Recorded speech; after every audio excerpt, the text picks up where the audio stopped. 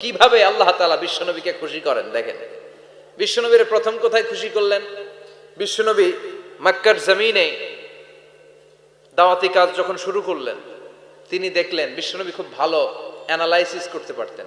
তিনি মক্কার সোসাইটিটাকে, সমাজটাকে বিশ্লেষণ করে অ্যানালাইজ করে উনি দেখলেন যে এই মক্কায় দাওয়াতি কাজের একটা শক্ত অবস্থান নিতে হলে দুইজন লোকের একজন আমার চাই। সুবহানাল্লাহ পড়েন। কি বিশ্লেষণ শক্তি, কি চিন্তা শক্তি! উনি ঘেটে ফেললেন, উনি বুঝে ফেললেন সবাইকে দেখে যে দুইজনের একজন আমার সাথে না থাকলে আমার দাওয়াতি কাজ চালানো কষ্ট হয়ে যাবে। এজন্য গভীর রাতে তাহাজ্জুদের নামাজ শেষে আল্লাহর কাছে কেঁদে কেঁদে বিশ্বনবী দোয়া করে, আল্লাহুম্মা আইজ্জাল ইসলাম বি আহাব্বির রাজুলাইনি ইলাইক। আল্লাহ, দুইজন লোকের যেই লোকটারে তোমার দরবারে মকবুল মনে হয়, ভালো লাগে, পছন্দ হয়, তাদের একজনকে ইসলামের ভেতরে ঢুকিয়ে দিয়ে ইসলামকে তুমি বিজয় দান করে দাও। ও আল্লাহ, দুইজনের একজনকে আমার চাই। একজন হলো আবি জাহাল ইবনে হিশাম, হিশামের বেটা আবু জাহাল, আও উমর ইবনুল খাত্তাব, অথবা খাত্তাবের বেটা উমর। সুবহানাল্লাহ পড়ে। সাথে সাথে দোয়া কবুল করলো কে? কার জন্য করলো? নাকি আবু জাহেলের জন্য? আবু জাহেলের চোখের সামনে পর্দা ছিল, ও পর্দা সরায় না। ওর অন্তরে পর্দা, ও পর্দা উঠে সত্যটা দেখতে চায় না। এজন্য ওর জন্য গোটা বিশ্ববাসীর আছে ঘৃণা। ও যেখানে মারা গেছে, ওর যেখানে জন্মস্থান, ওইখানে সৌদি সরকার ল্যাট্রিন বানায় থুইছে।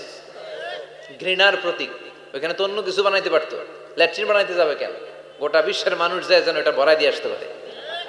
কথা বলেন। এই বেয়াদবটার জন্য আল্লাহ দোয়া কবুল করে নাই। ওমরে ফারুক রাগী ছিলেন, কিন্তু সত্য প্রকাশে, সত্য গ্রহণে আপসহীন। সত্য দেখলেই উনি মেনে নিতেন। এটা জাহেলি যুগে ওনার মধ্যে এই গুণ ছিল। আল্লাহু আকবার। বিশ্বনবীকে দেখে দোয়া করে, আল্লাহ, মক্কার জমিনে এই দুইজনের একজন যদি কালেমা না পড়ে, মক্কার জমিনে দাওয়াতি কাজ চালিয়ে যাওয়া কঠিন হয়ে যাবে। হয় হিশামের বেটা আবু জাহেল কিংবা খাত্তাবের বেটা ওমরকে তুমি ইসলামে ঢুকাও। আল্লাহ ওমরের জন্য দোয়া কবুল করলেন। বিশ্বনবী তখনও বুঝতে পারেন এই দোয়াটা কার জন্য কবুল। হঠাৎ ওমরে ফারুক বিশাল একটা নাঙ্গা তলোয়ার নিয়ে বিশ্বনবীকে হত্যা করার জন্য ছুটে এলো। বিশ্বনবী তখন মক্কার আরকাম ইবনে দারুল আরকামের ঘরে সাফা পাহাড়ের পাদদেশে লুকিয়ে লুকিয়ে দাওয়াতি কাজ করতেন। আশেপাশে সাহাবীরা বসা।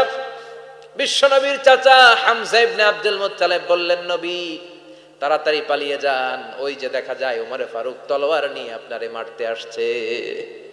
বিশ্বনবী বললেন, চাচা সরে যান, সাহাবীদেরকেও সরে যেতে বলেন, দরজাটা খুলে দেন, ওমরকে আসতে দেন। আমার তো মনে হচ্ছে ওই যে তাহাজ্জুদের নামাজ পড়ে আল্লাহর কাছে কেঁদে কেঁদে আমি দোয়া করেছি, আমার দোয়াটা আজকে কবুল হতে চলেছে। আমার তো মন বলছে আল্লাহ দোয়াটা কবুল করবে। দরজা খুলে দেন। ওমর ফারুক চলে আসলেন, এসে তলোয়ার রেখে দিয়ে আঙ্গুল উঁচু করে বললেন, আশহাদু আল্লা ইলাহা ইল্লাল্লাহ, আশহাদু আন্নাকা মুহাম্মাদ রাসূলুল্লাহ।